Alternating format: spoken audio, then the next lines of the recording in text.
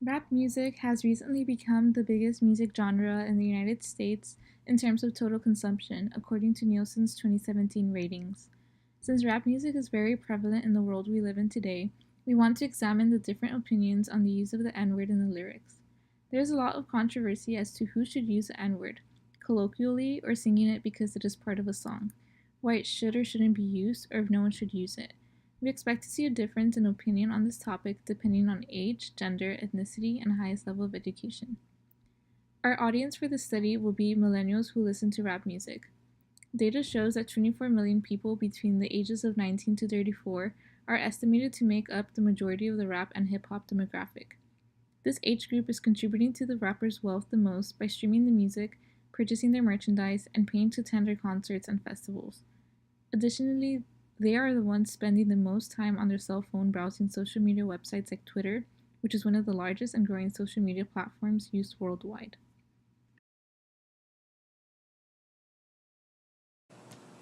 Rap music is a component of hip hop, which was created by African American people in the 1970s and became a large phenomenon during the 1980s. Between the mid 1980s and the early 1990s, a subgenre of hip hop called gangsta rap emerged with the group NWA and continued with artists such as Snoop Dogg and Tupac Shakur. These artists rapped mostly about what it was to be black during that time and to be living in a world where society had set them up to fail. This is the first time that other racial communities were exposed to the redefined use of the N-word by African American people. Since then, rap music has developed a large, racially diverse fan base, which has generated controversy over the question of who can rap along to the lyrics, which explicitly contain the N-word. In a documentary called The N-Word, various people of different ethnicities are interviewed about their experiences regarding the N-word and what it means to them. When asked who should be able to use the word, this was one of the responses. I think it's a double standard to say a certain group of people can use it in certain contexts, but a white kid shouldn't. That's just setting a double standard. And I think the rap community has to take that burden upon themselves so that if they're going to say that word and use it explicitly in their lyrics, they have to be willing to deal with the consequences. As opposed to these responses. White artists within hip-hop I haven't personally heard them use that word. Like, I've never heard Eminem word in any of his songs, so I don't think it's giving white kids a license to use it. This word, it's like the only thing white people can't do. That's the only reason it gets anybody writes about it or anything. It's like white people can't believe there's a thing that exists they can't do. This source shows that opinions on what the word means and who should be allowed to say it have no correlation with a person's demographic. For example, there are African American people who believe that the word should only be used by them, but there are other African American people who believe the word should be abolished completely. Also, there are people in an older age group who believe the word is appropriate when used by African American people, while other people in that age group believe the word should not be a part of the English language at all. There is a wide range of positions on this topic that vary across different backgrounds, which means that a specific demographic does not collectively have one opinion on the use of the N-word. Recently, a well-known rapper named Kendrick Lamar sang at a festival in Alabama. When he invited a white fan on stage during his set to rap along his song Mad City, she rapped the lyrics without censoring the N-word. Lamar told her, "You gotta bleep one single word though," while fans were booing her in the background.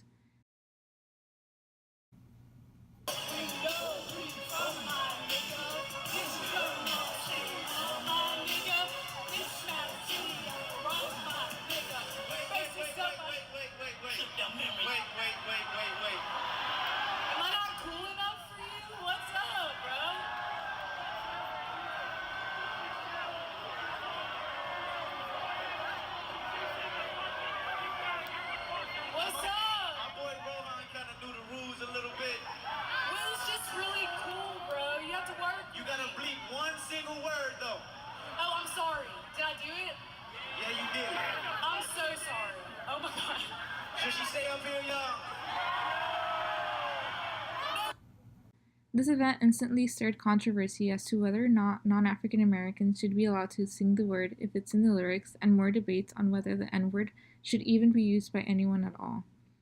The media took on the subject quickly, and contrasting opinions were seen by fans promptly.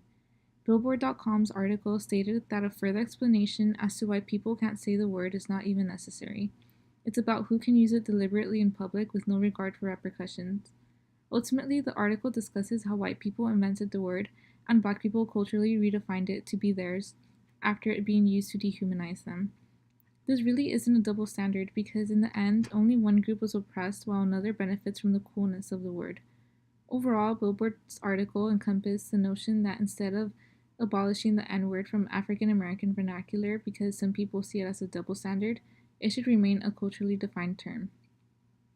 On the other hand, Variety.com, which is a music opinion column, posted an article in response to this event stating that the N-word should be retired from rap music for good.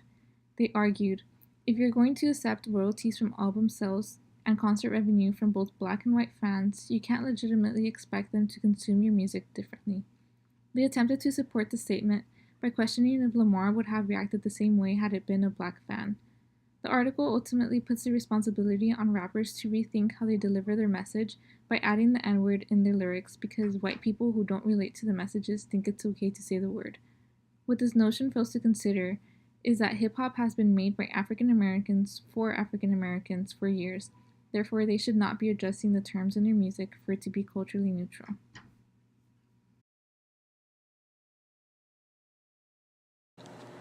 Twitter is a social networking website that is a source of worldwide news about pretty much everything, ranging from politics, media, and sports, to entertainment, popular trends, and memes. Here, anyone can make an account and send out tweets that can contain any message and can be seen by anyone. When one user likes the content posted by another account, they can follow that account. The amount of followers that an account has can indicate the reach of a person's tweets depending on their popularity, but it does not limit the amount of times people see that tweet. Tweets can become more widespread when retweeted by other users. A retweet is simply the act of reposting someone else's tweet and sharing it with one's followers. Twitter users can also respond to others' tweets by replying and contributing to a thread, which is a sequence of tweets that reply to an original tweet. As you can see, many influential people like Barack Obama and Hillary Clinton have verified accounts, which means that the account is confirmed to belong to that actual person and is not someone else posing to be them. Other influential people, including musical artists, also have verified accounts through which they can tweet their thoughts, promote their music, and communicate with fans. Ultimately, Twitter can be used as just another social media app to scroll through, or as a worldwide promotional tool. Our data consists of direct responses in the form of tweets to an article that discusses a recent incident that questions the use of the N-word in rap music. We plan to observe each response as an indication of the individual's personal belief on whether or not the N-word should be used in rap music, and who is able to justifiably use the word when it appears in rap music. We will need a total of 100 participants for this study. First, we will identify tweets that are most popular in the thread under the article, which will be determined by likes and retweets, and contact the user that tweeted it through direct message to privately discuss our research and see if they would be willing to participate. After asking for their permission to use their tweets in our study, we will ask them to fill out a demographic survey that asks for their age, gender, race or ethnicity, and highest level of education. In conclusion, our proposal contributes to the awareness of the repercussions that exist when the N-word is used and regarded as slang or other forms outside of African American English.